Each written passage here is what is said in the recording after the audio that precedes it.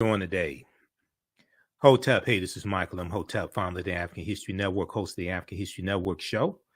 I'm a talk show host, researcher, lecturer, writer, and historian. And we want to say Happy New Year to everybody. Happy holidays. And a lot of people have been asking how can they advertise with the African History Network.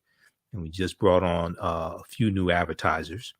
So I want to let you know how you can start 2022 off right and advertise your African American owned business with the African History Network. Okay, so we reach thousands of people on a daily basis, and you can advertise on my show when we rebroadcast the African History Network show on our social media platforms. But we're also on 10 different audio podcast platforms as well. Okay, everything from iHeartRadio to FM Player, TuneIn, Castbox, Stitcher, Blog Talk Radio. So our current promotion right now for a very limited time only is buy 1 month, get 2 months free. Buy 1 month, get 2 months free. All right. And we take your 30-second and 60-second commercial. We put into the audio podcast of our shows. We also put into the rebroadcast of our shows as well. We rebroadcast my shows throughout the day. And also into the audio podcast of the shows. We can create a commercial for you if you don't have one, or you can submit one to us as well. Email us at ahnshow@africanhistorynetwork.com. Email us at ahnshow@africanhistorynetwork.com for more information. And we have a deep, rich history in cooperative economics as well. We're going to talk about that some also. So regardless of what type of business you have, you may have a e-commerce business, you may have a brick and mortar business, you may sell African cultural products, African garb, books, soaps, different things like this, African American clothing, etc. Health and beauty products are really big. Clothing, shoes, African garb. You may be a book author, okay, or you may sell books, especially African history books, African American history books. It could be African American books that are fiction, but something that's really big are books for children, positive books for children that show positive images of African Americans. You may have a educational business. You may do homeschooling or produce curriculums or courses or teach financial literacy, things like this. Okay. So you want to advertise with the African History Network. Email us at ahnshow@africanhistorynetwork.com, ahnshow@africanhistorynetwork.com. And we'll let you know how you can advertise with the African History Network. Our current promotion is buy 1 month, get 2 months free. Buy 1 month, get 2 months free. Also, African American business owners, post the name of your business here on the thread of the broadcast as well. Okay. So we have a deep, rich history of cooperative economics. All right.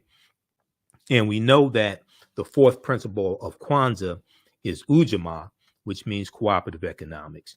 But a lot of people don't know the history that African Americans have dealing with the co-ops and cooperative economics. There's a good book from Dr. Jessica Gordon Nimhard, Collective Courage, that deals with the history, a deep, rich history that we have with co-ops. And Collective Courage, a history of African American cooperative economic thought and practice. Okay. And I interviewed her back in 2014. And there's also a good article from AtlantaBlackStar.com that talks about this. So we're going to deal with a little bit of the history of African Americans engaged in cooperative economics as well. Now, the Black cooperative movement has always been parallel to the Black liberation movements and civil rights movements. We've mostly heard about the political side of the movement, but you can't name a major Black political leader that did not point to cooperatives as a path to freedom. Whether you're talking about Dr. King, Malcolm X, Dr. W.B. Du Bois, Booker T. Washington, we know the Colored Merchants Association, which we'll talk about in a minute, comes out of the National Negro Business League. Okay. All right. Now, if we look at this here, now Dr. W.B. Du Bois in 1935 said, there exists today a chance for blacks to organize a cooperative state within their own group by letting Negro farmers feed Negro artisans and Negro technicians, guide black home industries, and black thinkers plan this integration of cooperation, while black artists dramatize and beautify the struggle. Economic independence can be achieved. To doubt that this is possible is to doubt the essential humanity and the equality of brains of black people.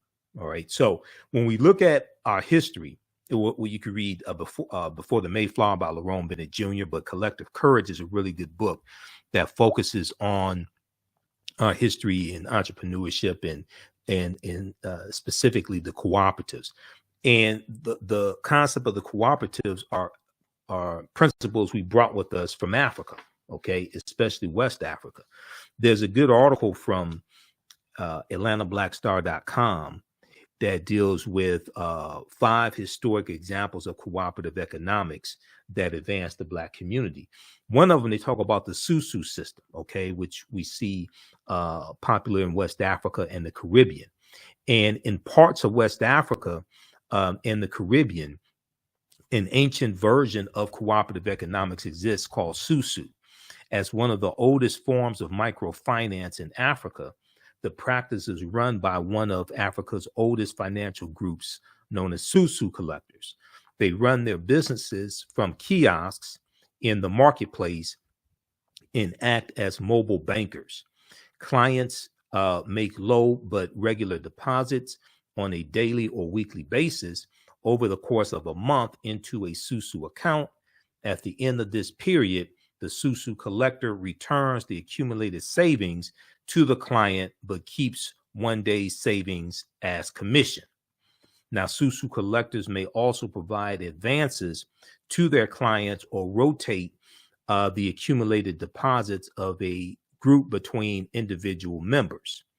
Today, Susu collectors provide many West Africans who would otherwise be denied credit with access to money they need to start up small venture projects that in many cases benefit the community as a whole. In the United States, Black immigrants from the Caribbean have enjoyed one of the highest economic growth rates using a form of the Susu and leveraging this practice to establish successful credit unions. And a credit union is one of the most well-known forms of a co-op, because with the credit unions, the people who have accounts with the credit unions are also owners. They're part owners of it as well. All right. Now, African-American business owners, post the name of your business here on the thread of the broadcast, and we'll let you know how you can advertise with the African History Network. We have low-cost ways to help you market your business and reach thousands of new customers each week. And our current promotion is buy 1 month, get 2 months free. Okay, buy 1 month, get 2 months free. That's only for a limited time only while we have inventory, while we have space available. And I can create a commercial for you if you don't have one. We take your 30-second to 60-second commercial, put it into the rebroadcast of my shows. My shows on Monday through Friday, 11 p.m., normally 11 p.m. to midnight Eastern Standard Time. And we rebroadcast the shows throughout the day. And then also on Sundays, 9 p.m. to 11 p.m. Eastern Standard Time as well. So your commercial will be in the rebroadcast of our shows, but also in the audio podcast of our shows, also on 10 different audio podcast platforms, including Facebook podcasts. So they get uploaded. The audio podcast gets uploaded to our Facebook fan page here, the African History Network. We're on iHeartRadio, Castbox, FM Player, TuneIn, Blog Talk Radio, iTunes, Stitcher, a number of different audio podcast platforms as well. So email us at ahnshow@africanhistorynetwork.com, ahnshow@africanhistorynetwork.com. And we'll let you know how you can advertise with the African History Network. We can get your business up and running today. All right, now, if we look some more at the co-ops in our history of cooperative economics, and it may be a co-op that you want to promote. Your business may sell African jewelry. You may have a fitness website. You may be a personal trainer or sell fitness equipment. It may be an event coming up that you want to promote, a conference, seminars, etc. You definitely want to advertise with the African History Network. But when we look at some more at our history with cooperative economics, one of the early co-ops was the Free African Society. The Free African Society, founded in 1787 by Richard Allen and Absalom Jones. Okay, and oftentimes, if you go to business school, and I graduated from Wayne State's business school back in the 1990s, we learned, white business principles, but we didn't learn about the co-ops. Now, I was studying African history at the same time and reading Dr. Jawanza Kajufu, Black Economics, and studying some other information. But in our classes, we didn't learn really about the co-ops and the deep, rich history that African Americans have in cooperative economics. Also, we were taught white business principles. Now, in 1787, Richard Allen and Absalom Jones, who were prominent African American ministers in Philadelphia, Pennsylvania, formed the Free African Society. Now, this is 1787, and we're using the term African. They formed the Free African Society of Philadelphia, which is a mutual aid and religious organization. And this is another type of co-op that we had. And there were cooperatives that we had that were designed to raise money to buy people out of slavery. Okay, there were cooperatives that we had that raised money to bury people when they died. Now, the organization, the Free African Society, functioned as both a mutual aid society and a club, where members of Philadelphia's African American elite could socialize and forge business relationships with one another. Now, by 1794, the society had become large enough to accomplish its original goal when members built their own house of worship. It was called St. Thomas African Episcopal Church. Now, in addition to the church providing assistance to the sick and widowed, and the Free African Society providing assistance to the sick and widowed and orphaned members of Philadelphia's African American community, the Free African Society also extended its help to the city at large. The society's most famous contribution to the city of Philadelphia was the help members provided during the yellow fever epidemic in 1793, which killed thousands of Philadelphians. Now, blackpast.org has some really good information there dealing with the Free African Society. Okay, and this is one of the institutions that we put in place to help empower African Americans and help fight against white supremacy and racism. So we have a deep, rich history of this and leveraging our economics to push our agendas and even push political agendas also. All right, now another example of co-ops that we had. Now, this is the Colored Merchants Association. This is this is one of my favorite ones because this came out of the Negro Business League, the National Negro Business League, the Colored Merchants Association. And this was, you see Booker T. Washington there in the middle, in the front row. And this was designed to help African American grocery store owners better compete against the white chain stores, the Kresge's and A&P's, Woolworth, things like this. Okay, so in 1928, the National Negro Business League of Montgomery, Alabama, established the Colored Merchants Association, the CMA, the Colored Merchants Association, which was a cooperative organization of African American grocery stores. And one of the most popular types of businesses that we owned back at this time, late 1880s, 1890s, early 1900s, were grocery stores, but then also funeral homes and life insurance companies. Okay, because you have to eat, you're gonna die, and you're going to need some life insurance, burial insurance, etc. Okay, so this, or the Colored Merchants Association, which is really not talked about a lot, came out of the National Negro Business League, which was founded by Booker T. Washington in 1900. And so the National Negro Business League established the Colored Merchants Association, the CMA, which was a cooperative organization of African American grocery stores. The purpose of the organization was to reduce the operating costs of Black retailers through mutual support. Reduce the operating costs of Black retailers through mutual support, cooperative buying, and collective marketing. So being able to buy in larger quantities, get economies of scale, get a lower price, pull resources together, have collective marketing so they can get better rates when they market in newspapers or different things like this. Okay. And this was designed to help these African-American grocery stores better compete against the larger white-owned chain stores. And this was taking place in a harsh market dominated by white-owned chain stores. The Colored Merchants Association model, the Colored Merchant Association's model, was markedly successful. Associated stores reported increases in business and profits. Now, the association spread to nearly 18 cities, including Chicago, Philadelphia, Nashville, Dallas, and New York. The Colored Merchants Association built its national headquarters in New York City in October 1929. Chapters were organized in cities with 10 or more stores. Now, the members of the Colored Merchants Association paid $5 per month per store, and were required to meet designated standards. By 1930, 253 stores were part of the CMA network. So these are African-American owned grocery stores that are in this organization designed to help them to better compete. Okay.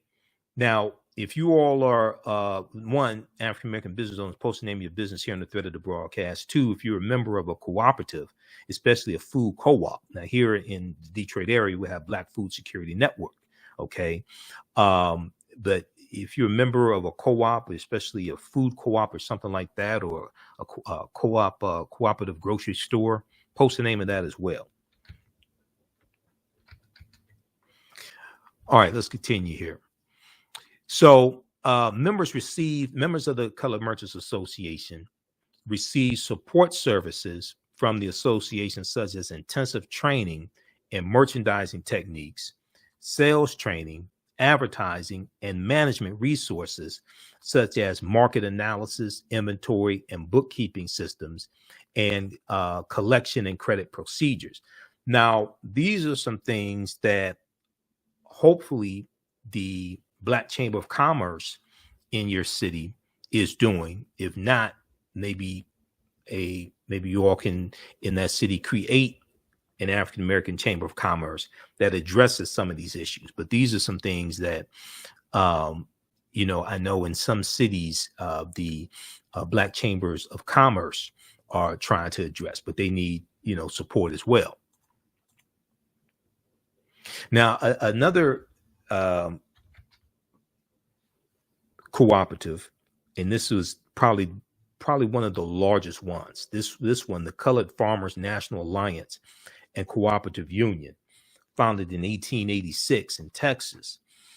This one grew to about 1.2 million members. Okay, this one grew to about 1.2 million members. And when I get to there's a good article from Vice.com that deals with how Black co-ops can fight institutional racism, because this is how one of the ways historically, economically, we fought against white supremacy and racism through the cooperatives. And largely, this has been something that has not been taught in our history. And a lot of, African Americans go to business schools, they go to white business schools, predominantly white institutions, or they may go to business schools at some HBCUs and learn white business principles and don't learn this type of information. Okay. So what happens is a lot of these co-ops had to disband because they got threats from white people. They got threats from white supremacists. Members were attacked, beaten, killed, etc. So a lot of these co-ops had to disband just to save people's lives. Okay. Now, the Colored Farmers National Alliance and Cooperative Union, the CFACU, was founded in 1886 and in Texas. Now, despite the fact that both African American and white farmers faced great difficulties, due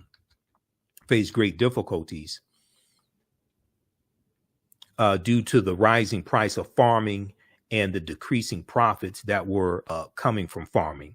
Okay, the protective organization known as the Southern Farmers Alliance did not allow African American farmers to join. So you had a group of African American farmers who got together and decided to organize their own alliance to fill their need.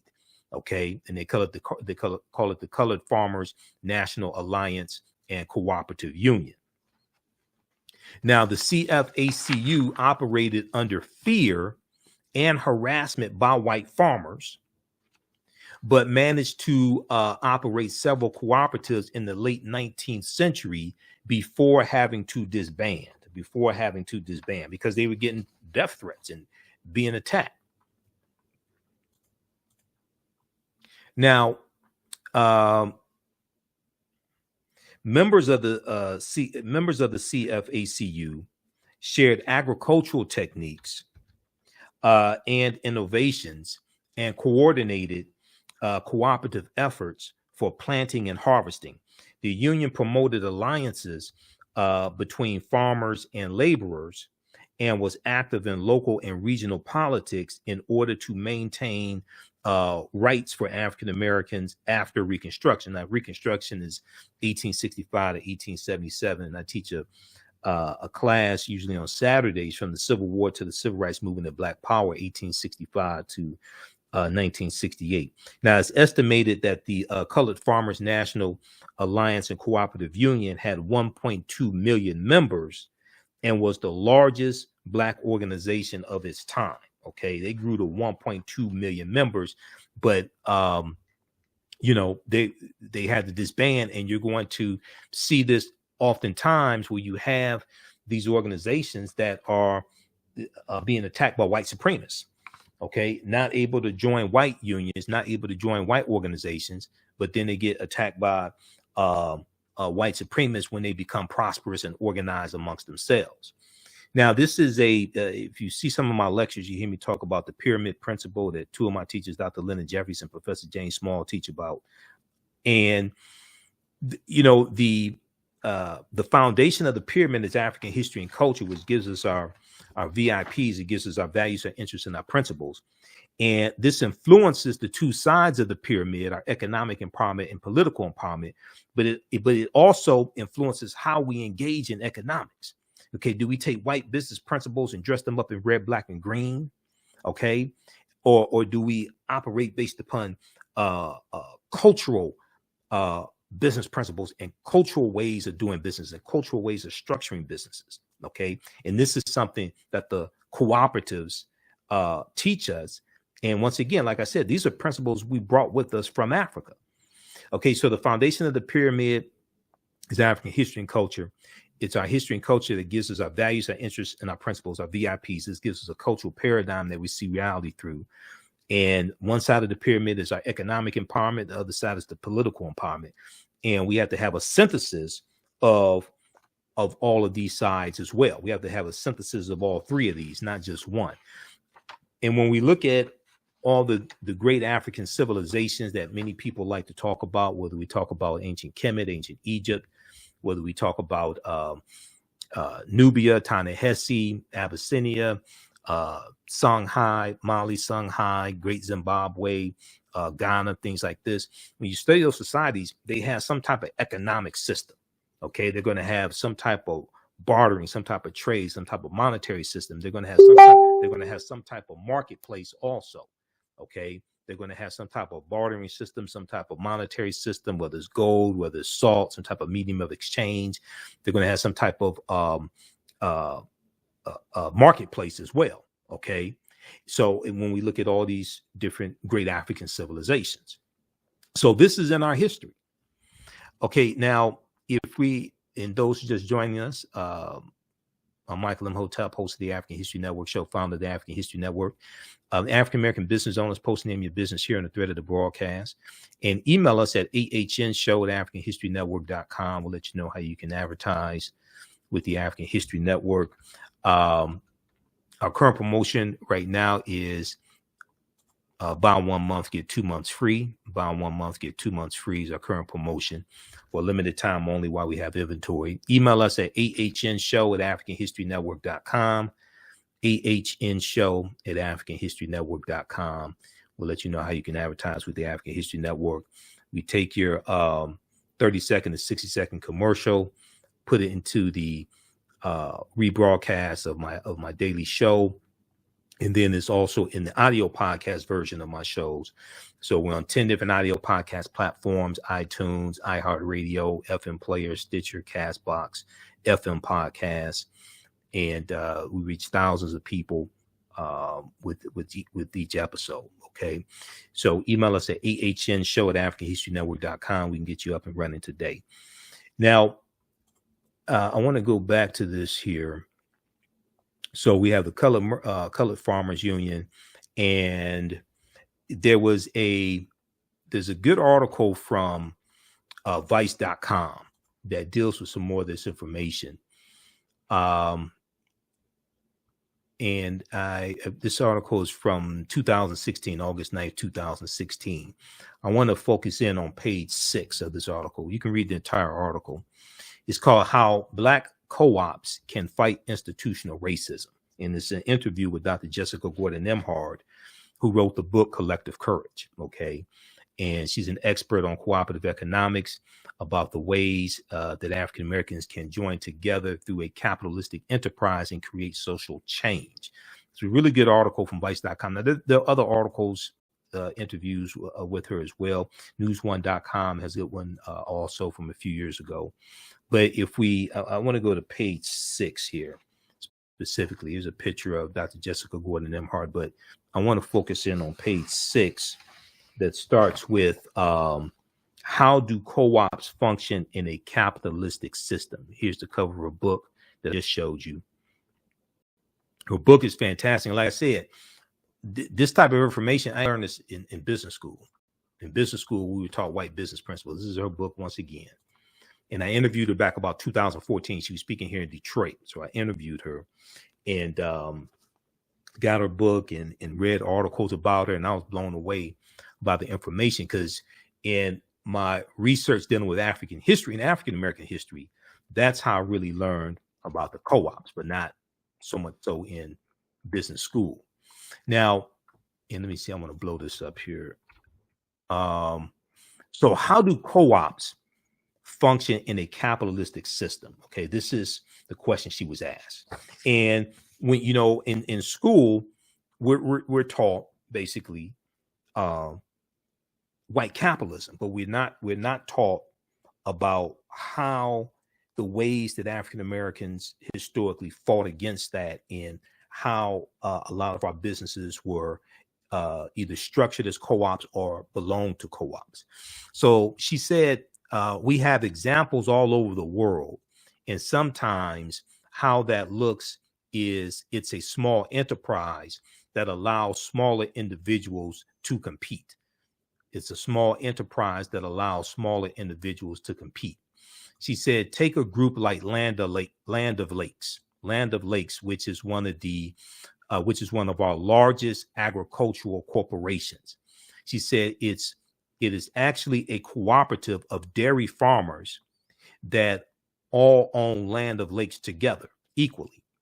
And Land of Lakes buys its milk and products, all the dairy and Land of Lakes buys its milk and produces all the dairy products.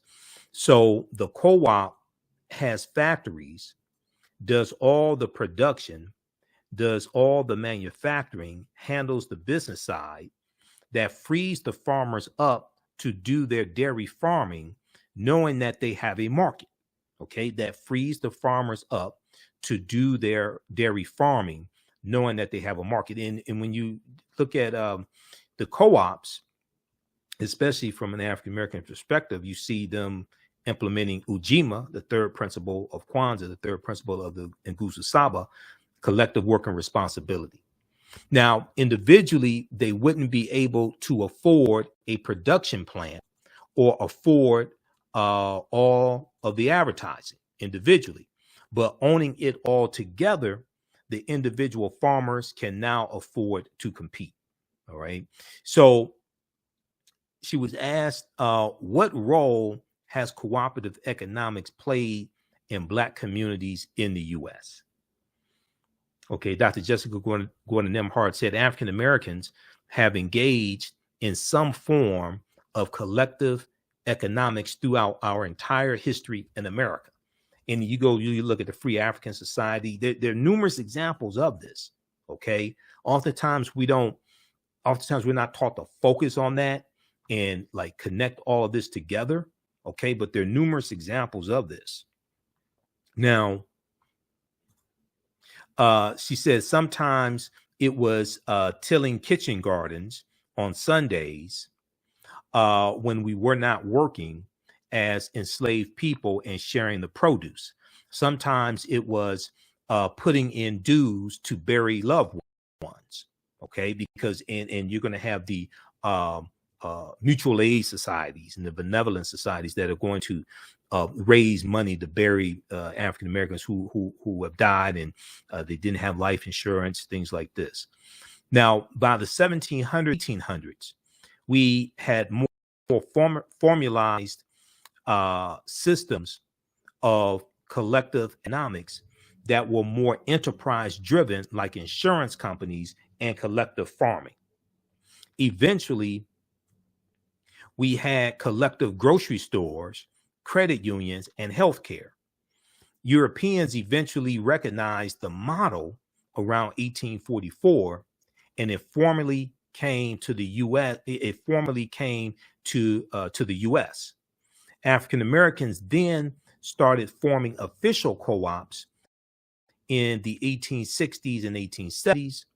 By the 1880s, labor unions were actually helping workers to start their own co-ops, and African Americans were involved in that too. And we know that labor unions are going to become really big after slavery ends, like the National Labor Union founded in 1866, American Federation of Labor founded in the 1870s, right around 1875.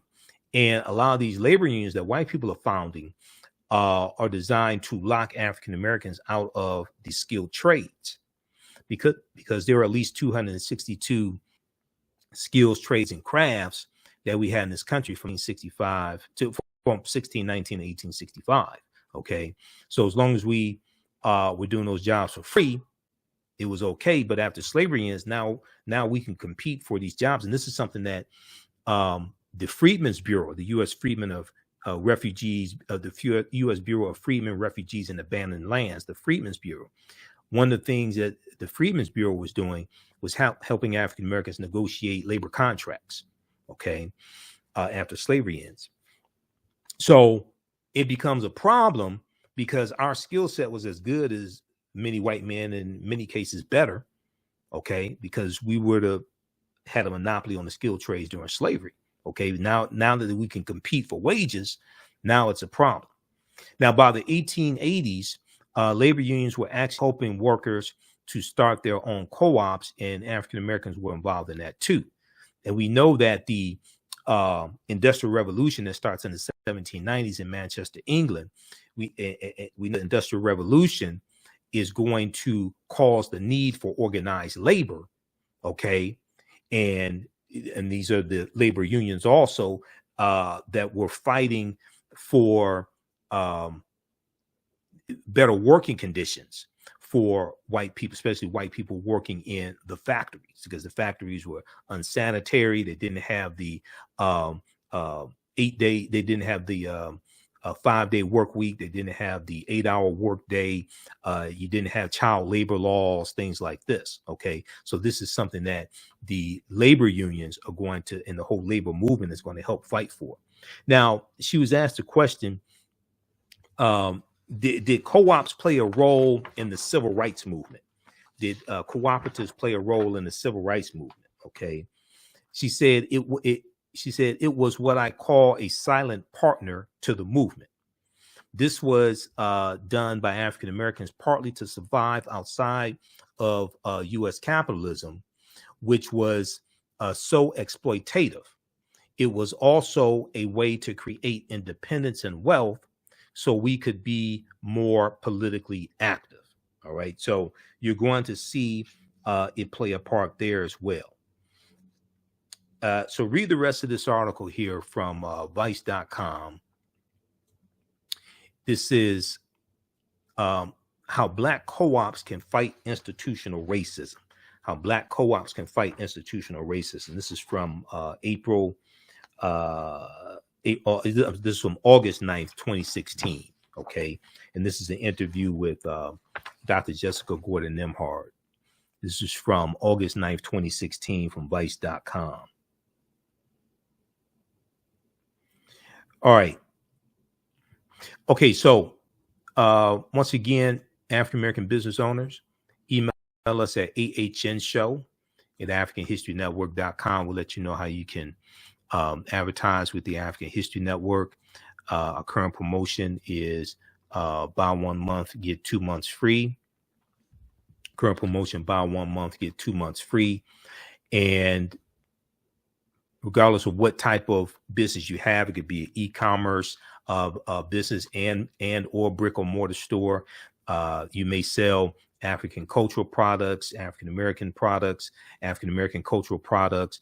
It could be clothing, hair products, health and beauty products as well, shoes, African garb, books, especially books for children are really big, but history books, you may have a company where you sell African history books, African American history books online, or you may have a bookstore. There could be books of fiction. You may be a book author yourself, self-help, all different types of educational books, financial literacy. Education is really big. Homeschooling. You may own a homeschool. You may have homeschool curriculum. A lot more African American parents are homeschooling their children as well. You may teach about financial literacy. There may be events that you want to market. Okay, whether events for Dr. King Day, African American History Month, Juneteenth, Women's History Month, etc. Conferences, seminars. You may sell jewelry, African jewelry, etc. You may have fitness websites. Email us at ahnshow@africanhistorynetwork.com. ahnshow@africanhistorynetwork.com, and we'll let you know how you can advertise with the African History Network. You can also visit our website, africanhistorynetwork.com. We're on 6 days a week, basically Monday through Friday, 11 p.m. to midnight Eastern Standard Time, and then also on Sundays as well, 9 p.m. to 11 p.m. Eastern Standard Time as well.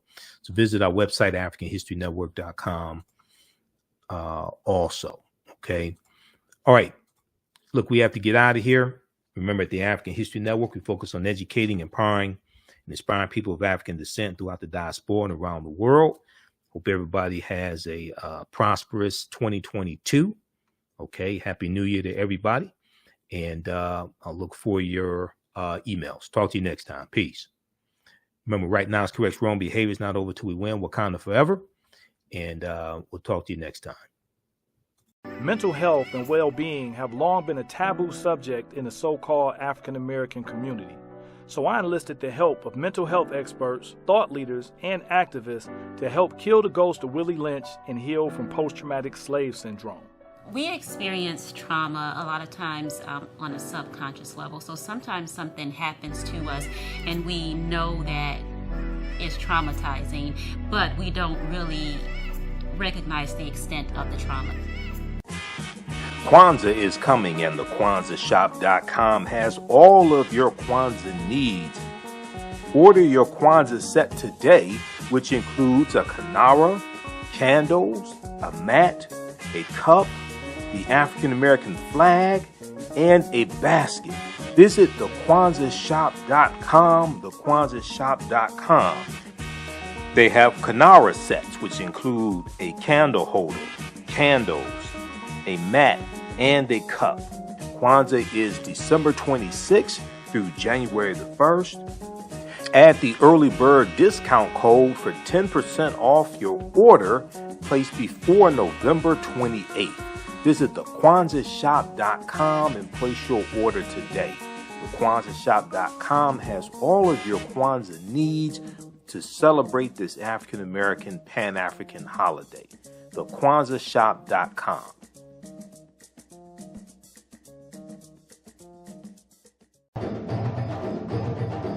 Soul in Motion, celebrating 38 years in the arts. This energetic ensemble of dancers and drummers was started by percussionist Michael Friend and is led by choreographer Associate Director Pam Lassiter. Based in the Washington, D.C. area, Soul in Motion is now accepting bookings for Black History Month, Juneteenth, and summer festivals in 2022.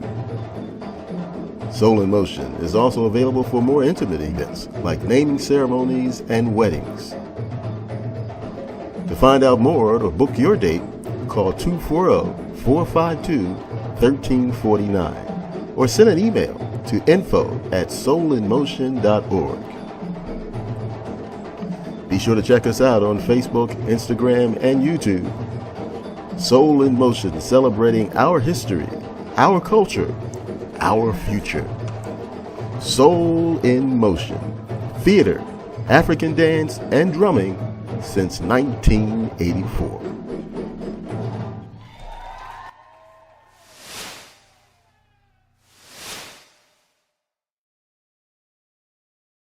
Black on Purpose Television Network. Yes, Black on Purpose Television Network. All black, all positive, all the time. The largest Black-owned streaming television network in the world, bringing our people together worldwide. Controlling our messages, our story, our way. Black TV the way it should be. Black music, Black history, and more. 30+ channels, thousands of shows. Black on Purpose Television Network. Subscribe now. Gain knowledge in minutes from insightful summaries of progressive and socially conscious books. Blacklisted gives you access to curated content that'll satisfy your curiosity to learn and understand different perspectives. Empower yourself through inspirational and actionable ideas. It's easy to read or listen to on the go. Blacklisted. Empower yourself. Start your free trial today.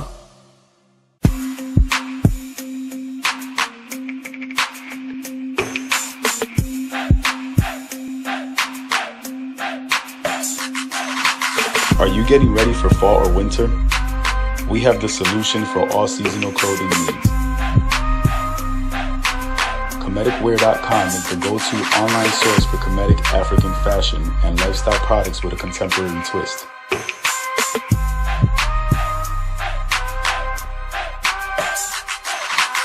We're committed to offering unique styles reflecting our African heritage.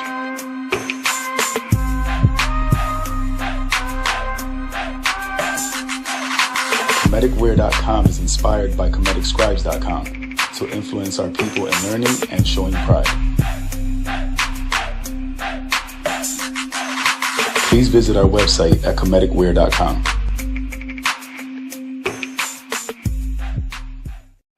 We all know the cannabis industry is headed toward an uprise in the past decade. What happens when there is a brand that brings this uprise in a blow?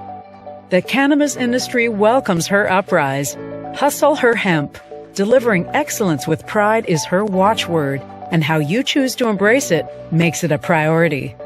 From cultivating rich cannabis into exquisite and tastefully finished CBD products to delivery, Hustle Her Hemp leaves no stone unturned. Hustle Her Hemp's mission is to empower women of color by building business and creating legacies, uniting beauty, health, and business. We are a pure definition of how we want the CBD industry to become in the future. While we are redefining innovation, we bring the same energy to improving the quality of life. Hustle Her Hemp is the new Uprise.